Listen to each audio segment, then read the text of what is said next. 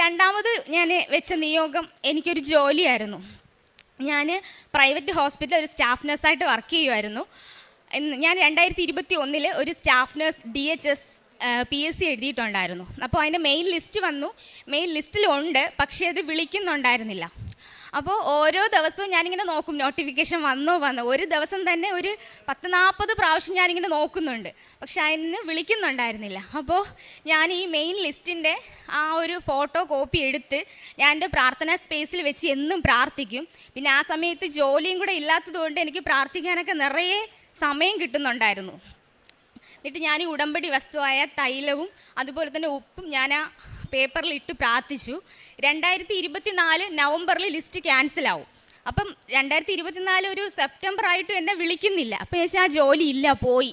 അപ്പം ഞാനൊരു ദിവസം ഞാനിങ്ങനെ സ്വപ്നം കാണുവാണ്. ആകാശത്തൊരു മഴവില്ല് ഇങ്ങനെ തെളിഞ്ഞു വരുവാണ്. അപ്പോൾ ആ സ്വപ്നത്തിൽ തന്നെ ഞാൻ അനുജത്തിയെ വിളിച്ചിട്ട് പറയുവാണ്, ആ മഴവില്ല് നിൽക്കുവാണ് എന്ന് അവളെ വിളിക്കുമ്പോഴത്തേനും പക്ഷെ അവൾക്ക് കാണാനുള്ളൊരു സമയം കൊടുക്കുന്നില്ല. അപ്പോൾ എനിക്ക് ഫോൺ വന്നിട്ട് ഞാൻ ഉണർന്നു. അപ്പോൾ എനിക്ക് മനസ്സിലായി അവൾക്ക് കാണാനുള്ളൊരു സമയം കൊടുത്തില്ല, എനിക്ക് മാത്രമാണ് അത് കാണാൻ പറ്റിയത്. അപ്പോൾ എല്ലാവരും പറഞ്ഞു, ഞാൻ നിനക്ക് ജോലി കിട്ടുമായിരിക്കും എന്നിങ്ങനെ പറഞ്ഞു.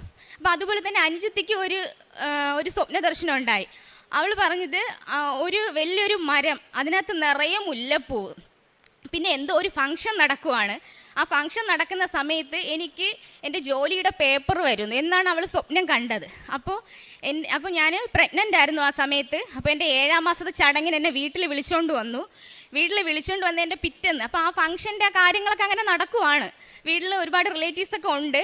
അന്ന് എനിക്ക് എൻ്റെ അഡ്വൈസ് മെമ്മോ, അതായത് സെപ്റ്റംബർ 10-ാം തീയതി എനിക്ക് എൻ്റെ അഡ്വൈസ് മെമ്മോ വന്നു. അപ്പോൾ അവളെ സ്വപ്നം കണ്ടതുപോലെ തന്നെ ആ ഒരു ഫംഗ്ഷൻ്റെ സമയത്ത് തന്നെ എനിക്ക് അഡ്വൈസ് മെമ്മോ വന്നു. ഒക്ടോബർ 10-ാം തീയതി എനിക്ക് എൻ്റെ അപ്പോയിൻമെൻറ്റ് ലെറ്റർ വന്നു. കൊല്ലം PSC ആണ് ഞാൻ എഴുതിയത്. കൊല്ലത്ത് കടയ്ക്കൽ താലൂക്ക് ഹോസ്പിറ്റലിൽ ഒരു സ്റ്റാഫ് നഴ്സായിട്ട് ഞാനിപ്പോൾ സ്ഥിര നിയമനമായിട്ട് വർക്ക് ചെയ്യുന്നുണ്ട്. എനിക്ക് ഒരുപാട് നന്ദിയുണ്ട് ഈശോയോടും മാതാവിനടുത്തും. കാരണം എനിക്ക് ആ ജോലി കിട്ടാനായിട്ട് ഒരു യോഗ്യതയില്ല. കാരണം ആ മെയിൻ ലിസ്റ്റിൽ ഏറ്റവും മാർക്ക് കുറഞ്ഞ വ്യക്തി ഞാൻ തന്നെ ആയിരിക്കണം എന്നതാണ് എൻ്റെ വിശ്വാസം. അങ്ങനെ അപ്പോൾ ആ ജോലി കിട്ടിയിട്ട് പോലും എനിക്ക് വീണ്ടും എൻ്റെ കടബാധ്യതകളും കാര്യങ്ങളും തീർക്കാനായിട്ട് ദൈവം ഒരു മാർഗവും കൂടെ കാണിച്ചു തന്നു. എൻ്റെ ജീവിത അവസാനം വരെ എനിക്ക് ജീവിക്കാനുള്ളത് ദൈവം തന്നു, ഒരു ഗവൺമെൻറ് ജോലി എന്ന് പറയുന്നത്.